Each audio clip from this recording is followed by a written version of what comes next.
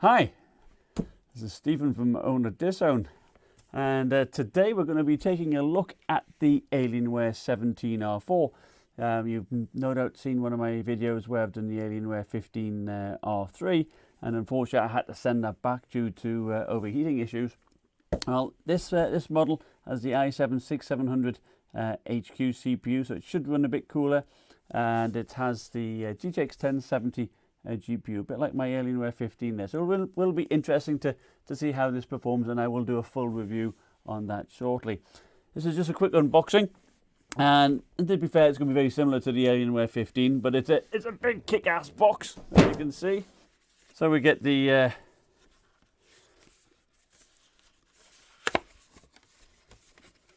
booklet with the usual the quick start guide and so forth. That down there,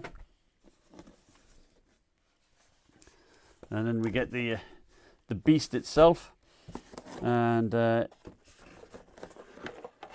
in the little box tucked into the side here we have the 330 watt power brick. So it's nice and slim, it's not too heavy. I like that. That's nice long cord, it'd be the same as we had on the Alienware 15.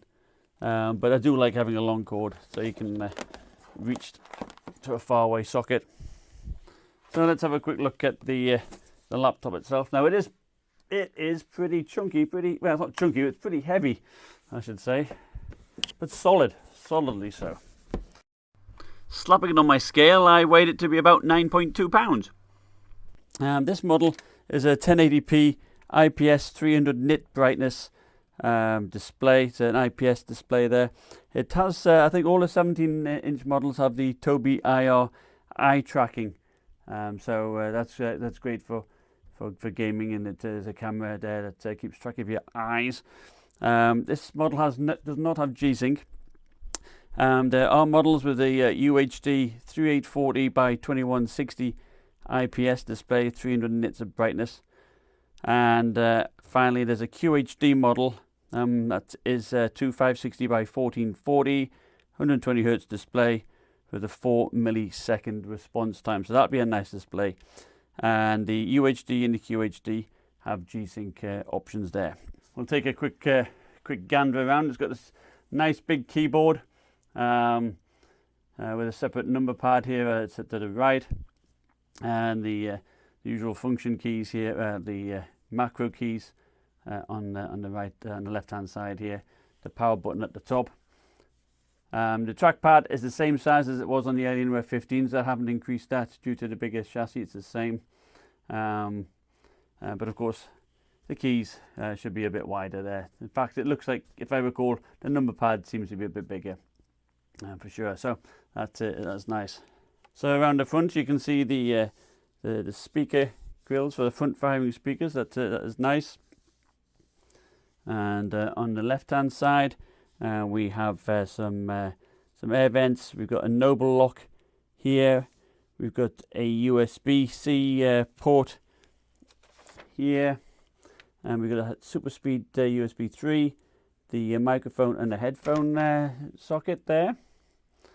Going around the back, so we've got the killer Ethernet port, the mini display port, we've got the HDMI 2.0 port there, and here we've got the Thunderbolt Type-C port that has functions of a USB 3.1, also has the Thunderbolt and also display port, so it's pretty handy that. And that's the graphics amplifier port, and the power plug goes in there, and you can see the nice big heat sinks here. So it'll be interesting to see if this is indeed cooler than the 15 model I had. And finally, going around this side, we have another USB 3.0 port there with another vent here. Underneath we've got nice big venting here, and we've got a slot here down here to the right, which must be a subwoofer. So we'll see if we can get that on the camera. There, a subwoofer.